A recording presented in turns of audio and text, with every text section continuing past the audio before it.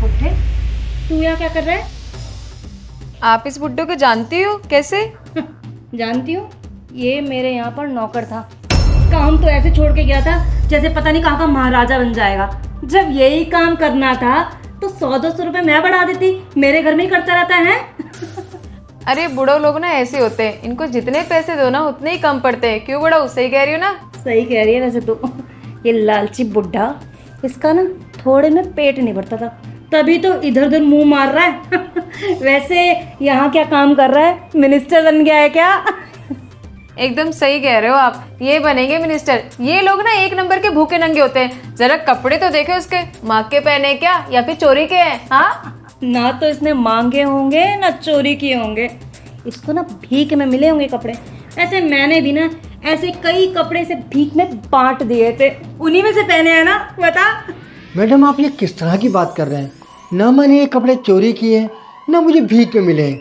ये तो मेरी बेटी ने मुझे गिफ्ट किए हैं। ओ बेटी, अरे हाँ, तेरी तो एक बेटी भी थी जिसके बारे में तू बड़ी बड़ी बातें करता था, किसको पढ़ा लिखा के बड़ा अफसर बनाऊंगा। वैसे क्या बनी है? कहीं इसी कंपनी में चाय तो नहीं बनाती है? क्या पता चाय बनाने के साथ साथ 2-4 घर में झाड़ू पोछा भी कर रही हो। क्यों बुड्ढे, एकदम सही कहा ना। क्योंकि तेरी शक्ल देख के ये लगता है ना कि तू अपनी बेटे को अपने तरह ही बना सकता है। यही टेबल वेबल साफ कर रहे होंगे या फिर झाड़ू पोछा, इससे ज्यादा तुम लोग कर ही क्या सकते हो? एक नंबर के भिखमंगे होते हैं। अभी भी देखो ढीठ बन के खड़ा हुआ है, नजरें क्या मिला रहा है? नजरें नीचे कर, समझा बुड्ढे? आप मेरी बेटी को जानते नहीं हैं तो उसके बारे में ऐसा मत बोलिए। मेरी बेटी ना बहुत बड़ी अफसर बन गई है। ओ, तेरी बेटी अफसर बन गई है?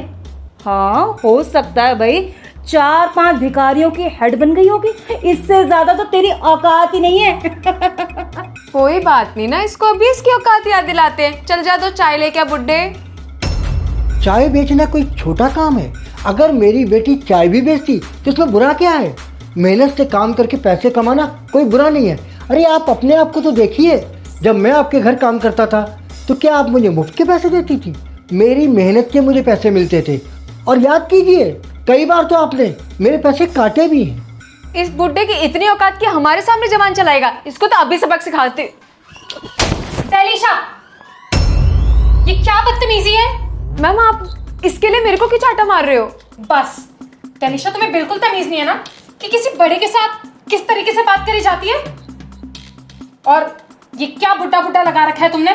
वो मेरे फादर हैं और वो यहाँ पे टेबल इसलिए साफ कर रहे थे क्योंकि कॉफी गिर गई थी टेबल के ऊपर और मेरे कपड़ों पे भी। और अगर मेरे पापा टेबल साफ भी कर रहे थे तो क्या हो गया? उनकी नजर में ना कोई भी काम छोटा और बड़ा नहीं है, लेकिन तुम लोगों की सोच ना बहुत छोटी है। जैसे मेरे पापा है ना, वैसे ही संस्कार उन्होंने मुझे दिए। मैं वॉशरूम गई थी अपने कपड़े साफ करने, लेकिन तुम दोनों ने मेरे पीठ पीछे जो बदतमीजी करी है ना मेरे पापा जी के साथ, वो मैंने सब सुनी है और देखी है। मुझे शर्मिंदगी हो रही है कि तुम्हारे जैसे घटिया सोच के लोग मेरे ऑफिस में काम करते हैं। शायद तुम लोगों ने स्कूल जाके किताबें तो पढ़ ली, डिग्रियां तो हासिल कर ली, लेकिन तुम लोग इंसानियत में फेल हो चुके हो। क्या मैम, ये आपके फादर है? Ma'am, I am so sorry, मुझे नहीं पता था कि आपके पिताजी। अगर मेरे को पता होता तो मैं ऐसा कभी भी नहीं करती। वो तो ये ना टेबल साफ कर रहे थे तो मेरे को लगा कोई काम करने वाला है। What you mean by कि अगर तुम्हें पता होता कि वो मेरे पिताजी हैं तो तुम उनके साथ बदतमीजी नहीं करती? तुम्हें किसी भी बुजुर्ग इंसान के साथ बदतमीजी नहीं करनी चाहिए, क्योंकि हर इंसान की अपनी सेल्फ रिस्पेक्ट होती है और हमें कोई हक नहीं है कि हम किसी को बेइज्जत करें। और तुम लोगों ने जो आज हरकत करी है ना, वो देख करके तो मेरा मन कर रहा है कि मैं तुम्हें अभी के अभी इस ऑफिस से बाहर निकाल दूं। Ma'am, I am so sorry, मैं समझ गई। नेक्स्ट टाइम से ऐसा कभी भी नहीं होएगा। इनफैक्ट मैं कभी किसी की ऐसी बेइज्जती नहीं करूँगी। मैम प्लीज़ मेरे को माफ़ कर दीजिए और हमें ऐसे नौकरी से मत निकालिए प्लीज़। मैम मैम, ये ठीक कह रही है, हमको अपनी गलती का एहसास हो गया है। हम आज के बाद किसी भी काम को छोटा या बड़ा नहीं समझेंगे और किसी भी इंसान के साथ बदतमीजी नहीं करेंगे। प्लीज़ प्लीज़ हमें माफ़ कर दीजिए, हमसे बहुत बड़ी गलती हो गई। कोई बात नहीं बेटा, माफ़ कर दें इन दोनों को। अगर हम इन्हें जॉब से निकाल देंगे तो इनमें और हम में फ़र्क क्या रह जाएगा? देखा तुम दोनों ने मेरे पिताजी की सोच। तुम लोगों ने इतना बेइज्जत किया उनको, लेकिन फिर भी वो मुझसे कह रहे कि तुमको माफ़ कर दे। ठीक है, इस बार तो मैं तुम दोनों को माफ़ कर रही हूँ, लेकिन मैं यही एक्सपेक्ट करती हूँ कि तुम लोग आज के बाद कभी भी किसी बुजुर्ग के साथ इस तरीके से बदतमीजी नहीं करोगे। इनफैक्ट कभी भी किसी का मजाक भी नहीं उड़ाओगे और ना बदतमीजी करोगे। हाँ जी मैम, आगे से कभी भी नहीं होगा। Thank you so much uncle ji आपका भी।